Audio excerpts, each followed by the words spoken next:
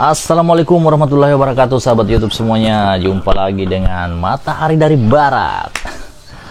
Apa kabar semuanya? Mudah-mudahan senantiasa sehat walafiat, banyak rezeki, dan bahagia selalu dengan keluarga. Amin. Kali ini kita akan membahas tentang survei cawapres yang diadakan oleh channel Matahari dari Barat. Dan saya memasukkan nama-nama yaitu Mahfud MD, Ridwan Kamil, Erick Thohir, dan Andika Perkasa. Dan hasilnya sangat mencengangkan. Bagaimana hasilnya? Kita lihat bersama. Ya. Oke. Saya bikin survei dengan judul "Siapakah cawapres favorit?" Ya. Yang pertama Mahfud MD mendapatkan 12%. Yang kedua Ridwan Kamil mendapatkan 11%. Yang ketiga Erick Thohir mendapatkan 10%. Dan yang tidak disangka-sangka, yang keempat Andika Perkasa 67%. Wow.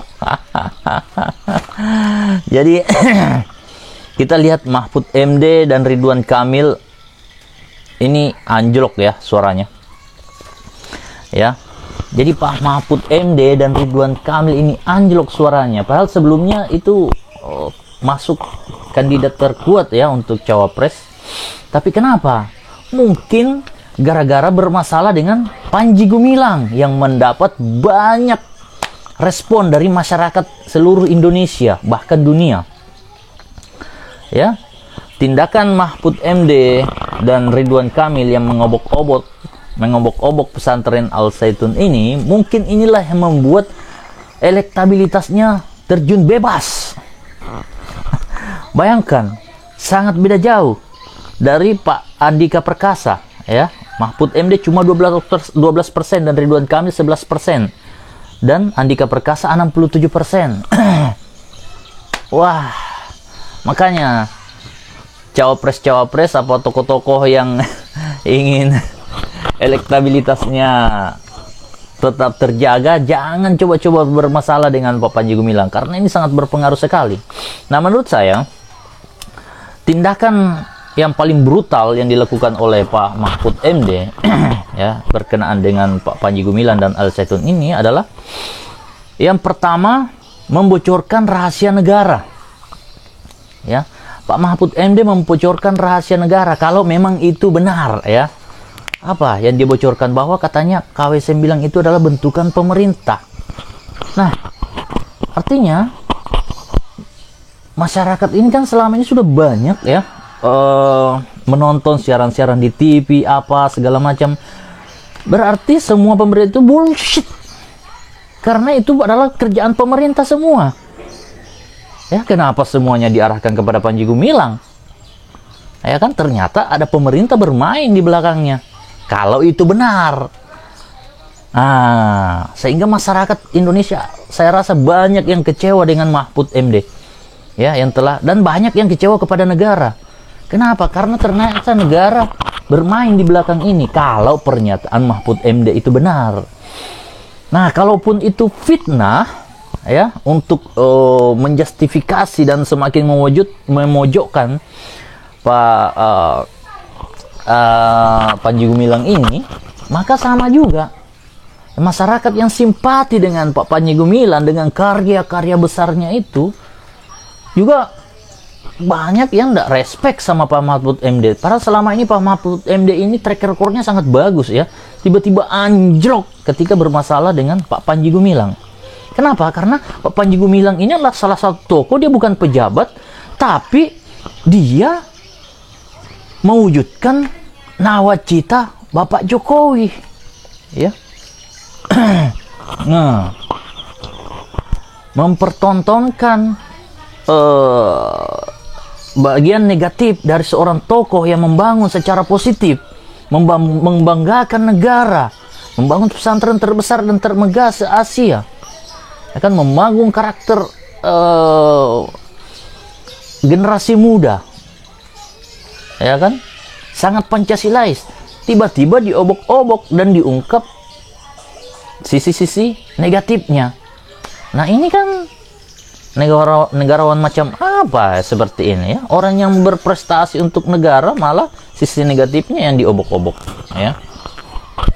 Nah, yang kedua, tindakannya memblokir rekening pesantren dan pribadi Pak Panji Gumilang, ya. Ini berakibat fatal. Kenapa? Kepercayaan masyarakat terhadap perbankan ini akan musnah, akan berkurang. Masyarakat akan jadinya takut untuk menyimpan uang di bank. Contoh seperti Pak Panji Gumilang, katanya untuk saat ini kita tidak bisa percaya dengan bank karena tidak mampu menyembunyikan rahasia nasabahnya. Nah, akhirnya apa yang beliau lakukan, ya? Triliunan itu akan diambil dari bank, dikeluarkan dari bank. Bayangkan, triliunan itu yang selama ini diputar oleh bank diambil. Nah, mungkin ini akan diikuti oleh orang-orang berduit lainnya di Indonesia, sehingga ini akan mengancam perbankan di Indonesia. Sekarang bagaimana coba? Seorang negarawan melakukan hal-hal yang mengancam perbankan. Ini kan bisa bikin chaos perekonomian Indonesia. Ini saya pertanyakan ini, Pak Mahfud MD ini dengan tindakannya ini, apakah menguntungkan untuk negara atau merugikan bagi negara? Dan saya rasa ini sangat merugikan bagi negara. Negara bisa chaos ini kalau seluruh masyarakat yang punya uang banyak mengambil uangnya dari bank, bisa berakibat fatal, ya. Jadi, waduh, bahaya nih. Sudah ekonomi kita terpuruk hari ini, ditambah dengan obok-obok rekening orang, udah tambah anjlok ini perekonomian Pak Jokowi di ujung-ujung pemerintahannya ini. Iya, coba Al Zaitun itu kan sudah membanggakan Indonesia, membanggakan Indramayu, membanggakan Jawa Barat, ya kan? Sudah diakui oleh PBB, ya kan? Dilihat oleh seluruh negara-negara di dunia bahwa ternyata Indonesia punya pendidikan yang hebat, ya. Di dalam pendidikan itu mandiri, ada hotel, ada pertanian, ada peternakan, bangun kapal. Ini kan sesuatu yang sangat membanggakan. Swasta, tapi terlihat lebih nasionalis daripada pejabat-pejabat. Swasta mampu mewujudkan nawacita Jokowi. Coba, ini kan sesuatu hal yang membanggakan. Kok diobok-obok? Aduh, kacau ini. Nah, terus Pak Ridwan Kamil, kita melihat cara penanganan Pak Ridwan Kamil dalam hal permasalahan di Al Zaitun dan Pak Panji Gumilang ini, itu terlihat ketidakprofesionalannya. Di mana tim tabayun yang dia bentuk itu, tim investigasi yang berubah menjadi tim tabayun itu tidak konsisten dengan kesepakatan. Ya, harusnya pertanyaan yang diajukan tim investigasi yang berubah menjadi tim tabayun ini diadakan di Al Zaitun, tapi itu tidak dilaksanakan dan tiba-tiba membawakan hasil investigasinya ke Mahfud MD. Nah, ini memperlihatkan bahwa bagaimana nanti kalau misalnya Pak Ridwan Kamil ini menjabat sebagai wakil presiden dengan cara penanganan yang tidak profesional ini. Waduh, bisa kacau. Segala masalah itu harus diselesaikan dengan cepat-cepat, ya kan? Walaupun dengan mempermalukan cara kerjanya, ya kan? Ya kan, cara kerjanya kan kacau banget. Ya, semua orang menyaksikan ya bahwa itu disepakati dari tim investigasi berubah menjadi tim tabayun dan akan diadakan di Al Zaitun, tetapi tidak diadakan di sana, langsung dibawa laporannya ke Mahfud MD dan Mahfud MD pun merespon. Nah, ini memperlihatkan kepada masyarakat Indonesia bahwa apa yang dilakukan oleh pejabat-pejabat ini adalah sebuah persekusi. Nah, kemudian Bupati Indramayu menyegel galangan kapal. Padahal galangan kapal ini adalah untuk mendukung program nawacita Bapak Jokowi, menjadikan Indonesia sebagai poros maritim dunia. Tidak ada pesantren yang sehebat ini yang betul-betul mendukung program presiden. Nah, inilah yang membuat negara kita ini terlihat apa ya? Ada nggak sih negara orang-orang yang punya jabatan besar ini yang punya jiwa negarawan gitu loh? Mengerti nggak sih cara membangun sebuah negara? Ya, negara itu tidak bisa lepas dari prinsip ekonomi, pemasukan sebesar-besarnya dan pengeluaran sekecil-kecilnya.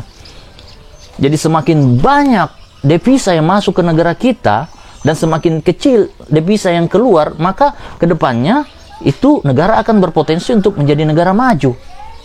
Nah, kalau hari ini kita lihat, orang lebih banyak mengalir uangnya ke luar negeri, dibawa ke luar negeri, sehingga orang di kita ini pada miskin. Akhirnya karena miskin, pergi jadi TKW di Arab sana. Dan sudah banyak berita, di Arab sana itu TKW ribuan itu, pulang dalam kondisi hamil. Banyak yang disiksa, apa segala macam. Ini pemimpin-pemimpin kita ini punya rasa nggak sih? Punya perasaan nggak sih terhadap rakyatnya? Kita semua bisa menilai. Dan apa yang dilakukan oleh Pak Panji Gumilang ini betul-betul adalah negarawan sejati. Bukan seorang pejabat negara, tapi dia betul-betul memikirkan masa depan bangsa Indonesia. Matahari dari Barat. Assalamualaikum warahmatullahi wabarakatuh.